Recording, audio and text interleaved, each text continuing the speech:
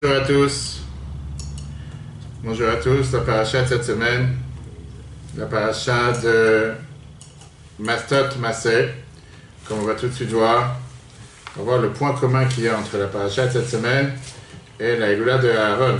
Aaron à Cohen qui est ce soir et demain Rosh Chodesh. Mais il y a plus de 900 ans, c'est aussi aujourd'hui la Héloula de Rashi. Rabbi Shlomo Yitzhaki, sage français, sur qui on vit tous les semaines, on apprend tous les semaines, que ce soit les commentaires sur le Chumash, sur la Paracha, sur la Gemara. Aujourd'hui, c'est la Héloula de Rashi, demain, la Héloula de Aaron à Cohen. Et justement, c'est ce qu'on va voir aujourd'hui. Quel est le rapport entre la destruction du temple et le décès d'un tzaddik? On va voir le lien qu'il y a entre les deux. Et justement, comme on a l'habitude pendant les 3 semaines d'apprendre les lois du temple, on va tout de suite voir qu'apprendre les lois du temple, c'est pas juste comme le Rabbi nous a demandé, parce que c'est la période des 3 semaines, mais c'est surtout que grâce à ça, on participe à la reconstruction du temple. On va voir ce que le Rachaim nous dit, dont la Héloula du Rachaim était aussi ce mois-ci, au mois de Tammuz. On va voir pas mal de points intéressants sur ce sujet.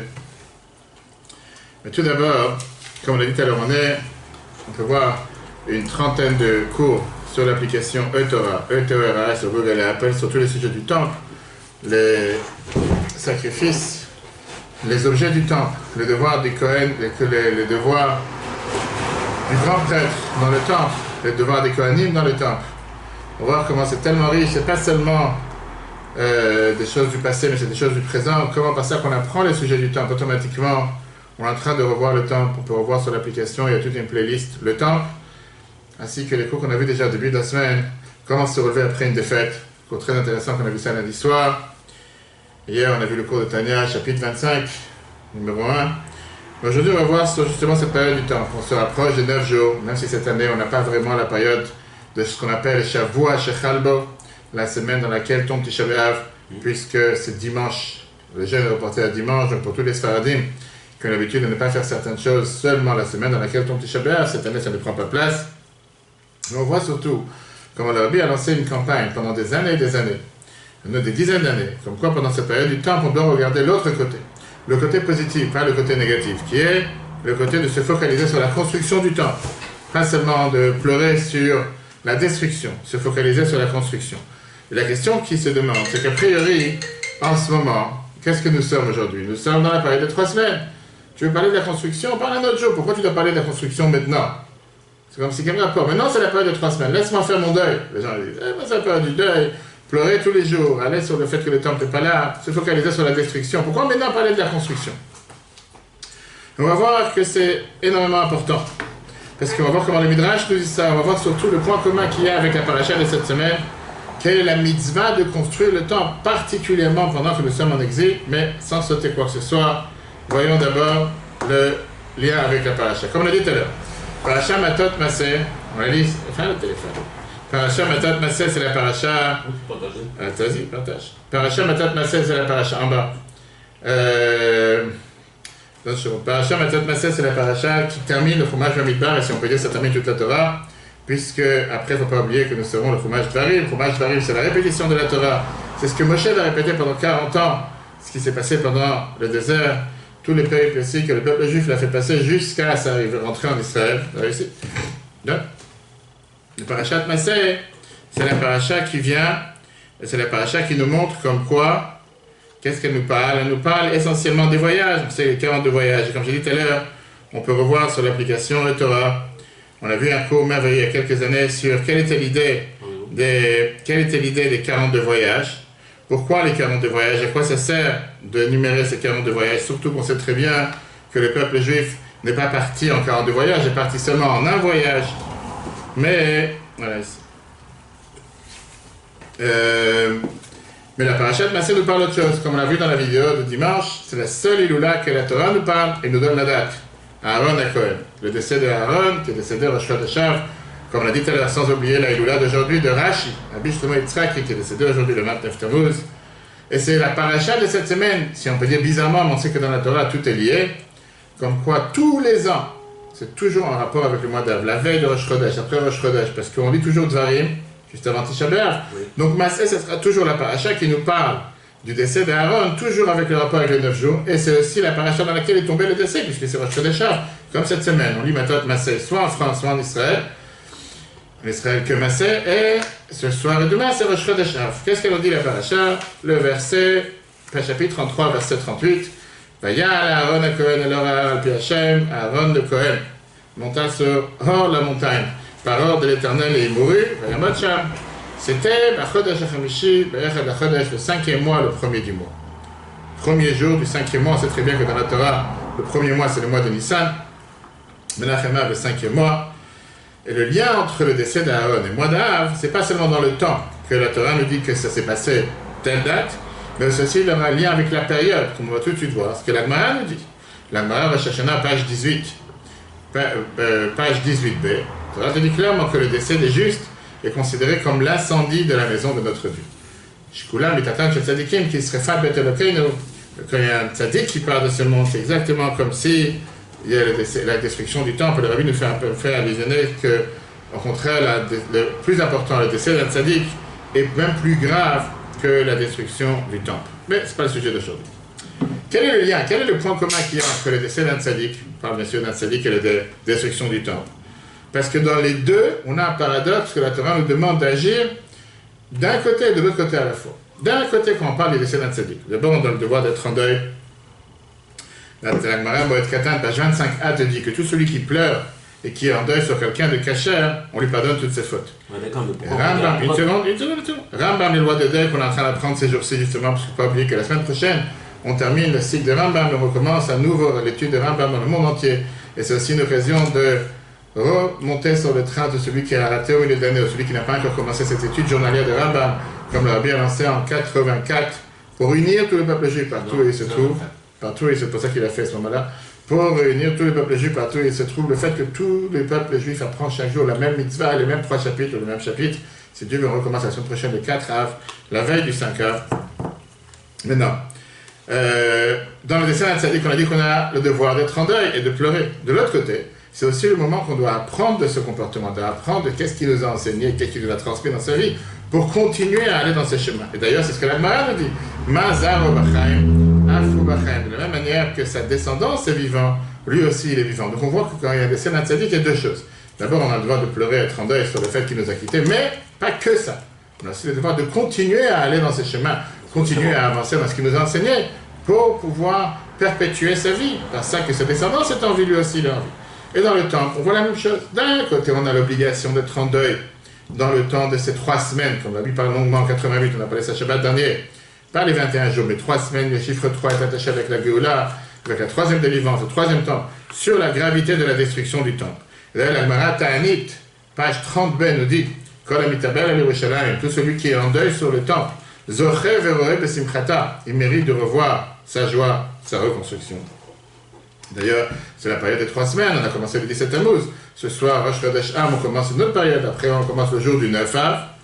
Et de l'autre côté, on voit que juste dans cette période, on a le devoir de se renforcer, de ne pas tomber dans le désespoir à cause de l'exil. Et pas seulement de ne pas tomber dans le désespoir, on va tout de suite voir l'importance d'attendre la délivrance et d'apprendre comment il construit le temple. D'où on le sait tout ça. Alors, comme j'ai dit, le Rabbi a renforcé ça des dizaines d'années. Chaque année, rappelé l'importance que pendant les 3 semaines, on doit apprendre journalier tous les jours les lois du temple, la construction du temple, Ilchot Betaprira dans Rambam, Masachet Midot dans la Gemara, Yecheskel, qui est la prophétie de qu'est-ce qui va se passer avec le 3e temple, à partir de demain, de commencer à étudier un siyum, de faire terminer un traité de Talmud ou de Mishnah, et faire ça tous les jours pour justement transformer ce jour en jour de fête. C'est la raison pour laquelle on a le devoir d'écouter les siyumim, on peut écouter ça sur toutes les chaînes de radio possibles, sur Internet, tout ça pour changer ces jours, ne pas être dans des jours de tristesse, mais des jours où on peut le transformer avec la joie par l'étude de la Torah. Mais d'abord, regardons le Midrash. Midrash Tantruma.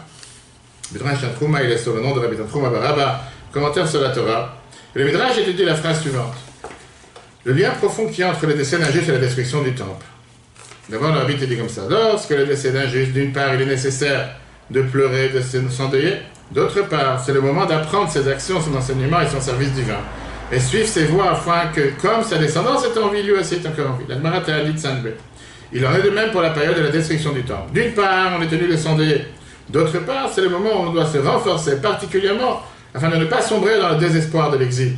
Mieux encore, il faut s'encourager en raffermissant chez chacun l'attente de Mashiach en étudiant les lois de la construction du temple. Vient le Midrash Tantruma. Midrash Tantruma dans Tzav, chapitre 14, se dit la phrase suivante. Ézéchiel, Yecheskel dit à Dieu, Maître du monde, nous sommes encore en exil chez nos ennemis et tu me dis d'aller annoncer à Israël la forme du temple. Tzurat Tabaï, tu me dis de leur enseigner comment construire le temple. Dieu lui a répondu, parce que mes fils sont exilés et la construction de ma maison serait-elle annulée? Quel rapport? L'étude de cette construction dans la Torah est aussi importante que la construction même. Va leur dire de se consacrer à l'étude des formes du temple, et par le mérite de cette étude, je les considère comme s'ils s'employaient à rebâtir le temple. Midrash, c'est pas plus clair, je ne dis pas ici, Midrash, je ne vais pas le soupçonner d'être Lubavitch. Midrash Tantruma. C'est clairement que Dieu dit à Yecheskel qu'on a le devoir d'apprendre les lois du temple. Et par ça qu'on apprend les lois du temple, on est en train de être comme si on est en train de reconstruire le temple. On va voir tout de suite ce mot comme si, que ce mot comme si nous dérange. Parce que comme si, ça veut dire c'est pas vrai. Pas tout de suite voir. On voit d'abord ici l'importance que Dieu dit à Yecheskel d'apprendre les lois du temple, même en étant en exil. Parce que Dieu considère que par ça qu'on apprend les lois du temple, c'est comme si on est en train de le reconstruire. C'est exactement la même chose avec le décès d'un tzaddik. Quand on continue à aller dans ses chemins, dans son étude, une fois qu'il est décédé, ça montre que lui aussi il est vivant et que sa vie est éternelle, comme on vient de voir il y a à peine quelques semaines, avec le 25e minute du Rabbi, que le monde entier a écrit des articles sans fin sur toute la presse internationale du monde entier, dans les 4 coins du monde, et ça continue jusqu'à maintenant, avec l'émerveillement que les gens ils sont tellement émerveillés du fait que 25 ans après que Rabbi les a quittés, Chabad est tellement puissant, tellement fort, et que des milliers, des centaines de milliers de personnes continuent à apprendre la Torah de quelque chose qui est impensable quand tu parles en règle générale dans le monde matériel dans lequel nous sommes. Et justement, ça prouve la véracité du tzaddik, surtout ça prouve le fait que c'est une vie éternelle. Comme la Gemara nous dit qu'il continue à apprendre, automatiquement sa vie est éternelle. Et ça, c'est le lien encore qu'il y a entre la construction du temple, la destruction du temple et le décès d'Aaron ce Shabbat, ce vendredi, ce Rosh Chodesh. On sait très bien que le temple a été détruit à cause de la haine gratuite. Aaron, comme on a vu dans Pirkei Avot la semaine dernière, nous enseigne comme quoi on doit aimer la paix, poursuivre la paix, aimer les créatures et les rapprocher à la Torah. Qui veut dire, quand on continue avec l'amour du prochain, on suit le chemin de Aaron dans notre génération, surtout dans cette période de 3 semaines, on est en train de montrer que Aaron est vivant. Donc on voit ici cette corrélation qu'il y a entre les deux. Comme on l'a dit tout à l'heure, pourquoi le Midrash te dit que Dieu il a dit à Yecheskel, Anim ale aleem keilu, je considère comme si il était en train de construire le temple. A priori, comment tu peux me dire que pendant que tu es en train d'apprendre quelque chose, c'est considéré que tu es en train de construire la chose? Quand tu parles du décès d'un tzaddik, on peut comprendre, c'est une vie spirituelle. Parce que tu n'es pas venu voir un tzaddik pour ses beaux yeux ou sa belle barbe, mais pour sa neshama. Et donc c'est sûr que par ça que tu apprends, tu continues à aller dans son chemin. Sa vie spirituelle continue à marcher. Mais le temple, on a besoin d'avoir un temple matériel, on a besoin d'amener des sacrifices matériels. Et ça, c'est pas avec la parole, parce que tu vas apprendre les plans de comment construire ta maison, que la maison elle est construite. Tu peux apprendre du matin jusqu'au soir. Si tu ne construis pas réellement, la maison n'est pas construite. Il faut d'abord les apprendre avant de construire. Très bien, mais là on n'a pas dit qu'il faut les apprendre pour construire. Dieu te dit que par ça qu'on apprend les lois, c'est comme si tu es en train de construire maintenant. Et donc, le fait que la Torah te dit 2 choses qui sont comparées les uns avec les autres, on sait que d'abord la Torah n'est pas de bêtises, numéro 1. Et donc quand la Torah te compare les deux, ça veut dire que c'est exactement la même chose. Maintenant, puisque le résultat on ne le voit pas aujourd'hui, c'est vrai que le temple n'est pas en train de se construire pendant qu'on est en train d'apprendre les lois du temple, c'est la raison pour laquelle la Torah dit c'est comme si, qui veut dire, il va se reconstruire, c'est une question de temps, jusqu'à ce qu'on voit le bâtiment se reconstruire. Pour ça, on n'a pas voulu dire, tu es en train de construire le temple, parce que tu n'es pas en train de construire réellement, matériellement, il va se construire juste après, on prie tous les jours. Qu'est-ce qu'on dit dans la tefila 3 fois par jour, chez Ibaneh Bet Hamikdash, Benei Yerushalayim, on prie tous les jours, on demande de reconstruire le temple. Pour l'instant, là, il n'est pas construit, parce qu'on dit que c'est comme si. Très bien. Quel est le point commun qu'il y a entre l'étude de la construction du temple et sa construction? C'est pas juste pour se rappeler, nostalgie, se rappeler du passé à la construction du temple, mais le fait d'apprendre aujourd'hui, malgré qu'on ne peut pas construire le temple, d'apprendre les lois du temple, ça fait partie comme si on est en train de construire, et Dieu il te dit, tu es en train de construire le temple.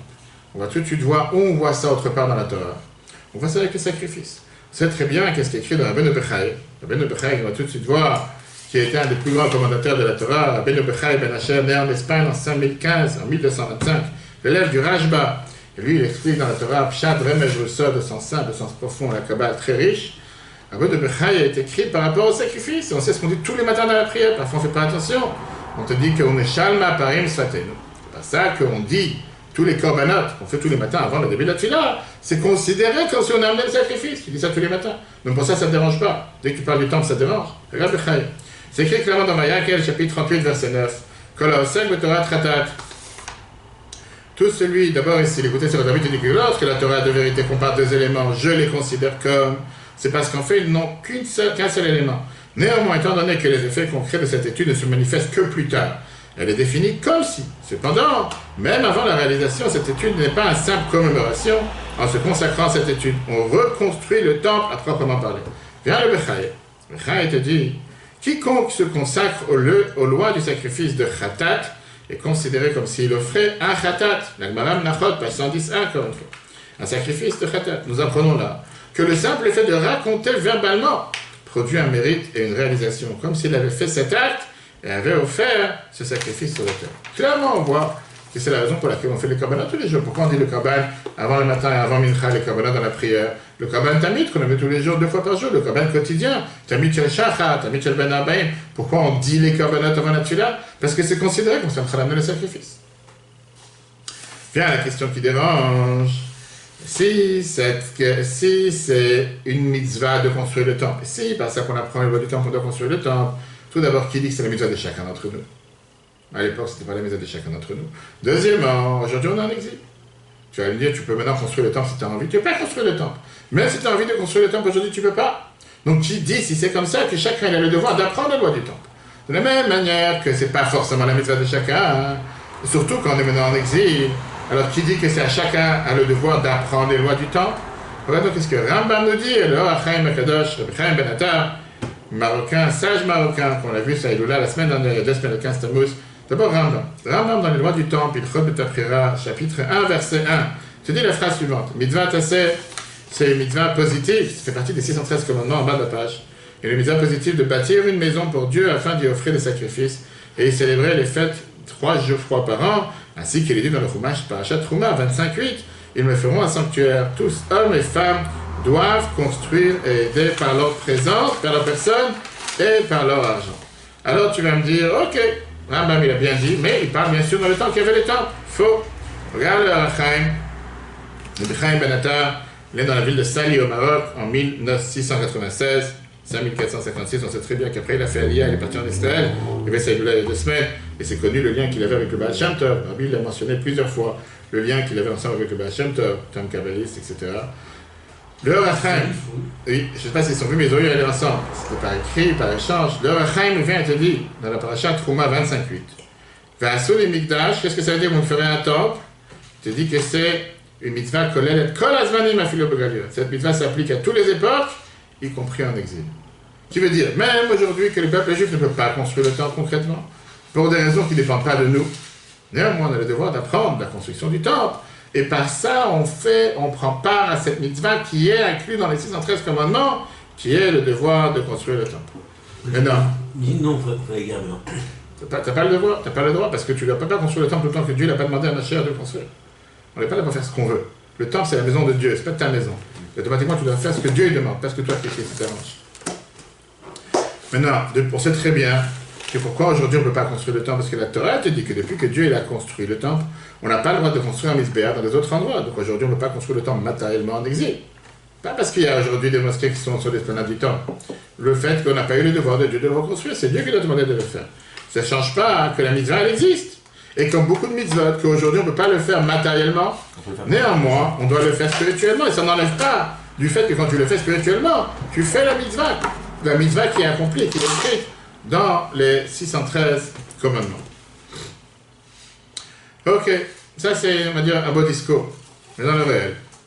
Cela explique l'utilité du traité de Mishnah Midot, comme on a dit que le Rabbi rappelait chaque année l'importance d'apprendre pendant les 3 semaines, et les lois de Ilchot B'Tapchira sur le temple, et la Masachet Midot de la Mishnah, et Yecheskel qui nous parle de la provision, de la prophétie qu'il a eue sur le 3e temple. Quelle est la particularité de Masachet Midot qui nous parle du 2e temple? Regardons comment le Rambam nous explique dans sa introduction de Maïmonide dans la Mishnah. Le traité Midot n'a d'autre objet que le récit des mesures du second temple, sa forme, sa construction, et tout ce qui le concerne. L'intérêt de tout cela est le suivant. Lorsqu'il sera rebâti, très bientôt de nos jours, il faudra garder ses plans, ses formes et ses proportions, établis par l'inspiration divine, ainsi qu'il est dit, tout fut écrit en fonction de ce que Dieu me fit comprendre dans les Chroniques 1, 28, verset 19. Vient le Tosfot Yom Tov, et il t'explique justement sur cette introduction de l'Almara. Bien que le temple que l'on bâtira aura des différences par rapport au second temple construit, on sait très bien que le troisième temple sera beaucoup plus grand en taille que le deuxième, ce qu'on a pu comprendre des prophéties d'Ézéchiel, alors qu'une bonne partie de ce texte est énigmatique et ne sera pas comprise qu'à la venue de Mashiach. Néanmoins, il faut évoquer le second temple, car l'essentiel de l'édifice restera basé sur le plan que Dieu a fait comprendre à David. Donc, d'un côté, on doit apprendre ce qui s'est passé dans le deuxième temple. De l'autre côté, on te dit que le deuxième temple ne ressemblera pas forcément au troisième temple, parce que le troisième temple sera totalement différent en taille, mesure, etc. par rapport au deuxième temple. Donc si tu me dis, puisque l'essentiel de l'édifice ressemblera, pour ça il faut prendre le deuxième, et ça va m'embrouiller. Parce que si je dois savoir les dimensions, les tailles, quoi faire, comment faire, quel est le but d'apprendre le deuxième temple? Alors on sait très bien que le troisième sera totalement différent du deuxième. On sait très bien que le troisième temple ressemblera beaucoup plus au Mishkan, qui était dans le désert, et au premier temple, pas au deuxième temple, avec tous les détails qui sont justement dans la prophétie d'Ézéchiel. Mais d'après ce qu'on a expliqué, on comprend parfaitement. Le but, pourquoi on doit apprendre les lois du deuxième temple maintenant, c'est pour mettre en application cette mitzvah d'apprendre les lois du temple. Ça fait partie de la mitzvah de construire le temple. Et donc aujourd'hui, nous on sait ce qu'on sait. On ne sait pas ce qu'on ne sait pas. Qui veut dire, on sait les lois du deuxième temple, parce qu'on a vu le deuxième temple. La Masechet Midot vient t'expliquer exactement tous les détails. Comment sera le troisième? Je ne sais pas, pour l'instant on l'a pas encore. Et il y a beaucoup de détails que seulement Dieu va nous faire savoir. On dit que le troisième temple il est construit dans le ciel. Dieu va les faire descendre du ciel. Pour l'instant, on ne l'a pas dans la main. Ça, que Dieu va venir à un moment, va nous faire dévoiler des choses sacrées, cachées qu'il y a dans Ézéchiel. Et que Moshe et Aaron vont revenir et vont nous dévoiler encore des détails. Ça n'enlève pas le fait qu'aujourd'hui, on a le devoir d'apprendre les lois du deuxième temple. Parce que le fait qu'on apprend les lois du deuxième temple, comme il te dit dans Tosfot Yom Tov, Rov veikre abinyan, meyusadim betamlit Hashem b'Yeskel David. La base, elle est là. Il y aura une Echal, il y aura une Azara, il y aura un Kodesh, il y aura un Kodesh. Ces choses-là seront là. Il y aura les quatre différents bureaux, on appelait une Lishka, il y avait la Lishka Travité, il y avait les différentes portes, toutes ces différentes tailles où on faisait les sacrifices, on ramenait le sang, on faisait entrer les Bechorim. Peu importe les Bechorat, les différents premiers.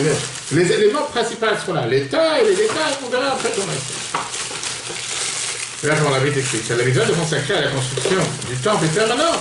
Nous avons l'obligation constante de faire tout notre possible, afin que tout soit prêt, que l'on puisse le construire immédiatement. C'est pourquoi le traité Midot fut enseigné afin d'accomplir cette mitzvah avec l'information que l'on détient. Maintenant qu'on a compris la différence qu'il y a entre construire le temple et ce que Dieu va ajouter dans le temple, maintenant on va comprendre le fameux débat qu'on a. Qu'est-ce qui se passe avec le troisième temple? Est-ce que le troisième temple sera construit bidé Shamayim ou bidé Adam? Est-ce qu'il va être construit par l'homme ou par Dieu? Regardons le débat d'abord. Rashi sur la Gemara Souka, page 41a, et dans le Zohar, dans beaucoup de Midrash, Rashi te dit Mikdash et Atit, Shanu Metzapim, Banouy ou Meshuchlalu, Yigale ve'yavo mishamayim. Et la preuve, on dit tous les matins dans la Tfila, Mikdash Hashem konenu yadecha. Le temple que nous attendons se dévoilera et viendra du ciel, construit et parfait. Ainsi qu'il est dit. Le temple, ô mon Dieu, préparé par tes mains dans le Shalach 15-17. Mais, voilà que Rambam, dans les Chot Mlachim, dans les lois de Mlachim. Rambam, il te dit, chapitre 11, Alacha, Amelech HaMashiach, Atid, La'amod, ou La'arzir, Malchut, David, le Yoshna, ou Boné Amidash, ou Mekabez et Israël. Rambam te dit clairement que c'est le roi Mashiach qui se lèvera et construira le temple. Donc, qu'est-ce que tu es en train de dire ici? D'un côté, on voit qu'on te dit que le troisième temple, il est déjà construit dans le ciel, il va juste se dévoiler et descendre. De l'autre côté, Rambam te dit que c'est Mashiach qui va le construire. Comment on peut expliquer justement les deux? Le Rabbi a parlé de ça longuement à plusieurs reprises. Il y a beaucoup d'explications qu'on te dit qu'en réalité, le Mishkan, le Mikdash va tomber du ciel, les portes, c'est nous qu'on va les mettre. Mais là, on peut expliquer le débat qui est entre les deux avis très simple. Les parties qu'on peut comprendre du temple, qu'on apprend de Masechet Midot, ça va être construit par nous.